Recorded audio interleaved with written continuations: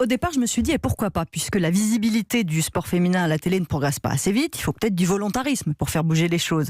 Aujourd'hui, on n'a pas encore atteint les 20% de sport féminin sur la totalité des retransmissions sportives. Marlène Schiappa est une responsable politique, elle doit avoir une vision à long terme, celle d'un cercle vertueux, où on impose le sport féminin, donc ça intéresse de plus en plus de monde, et ça attire les filles vers différentes disciplines. Ça a l'air simple comme ça. Le problème, c'est que si on veut que ça marche, l'État va devoir mettre la main à la poche. Les chaînes paient des droits pour diffuser du sport. Est-ce que vous pensez vraiment qu'elles vont accepter un investissement à perte parce qu'il n'y aura pas assez de téléspectateurs? C'est ça qui risque de se passer. Donc comment on fait? L'État compense les pertes?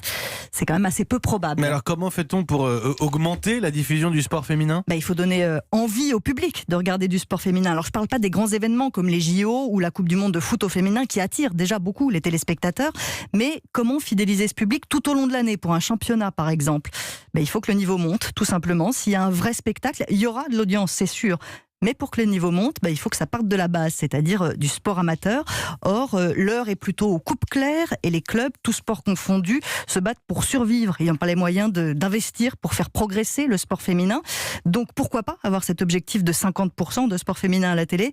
Mais du coup, il va falloir changer de politique.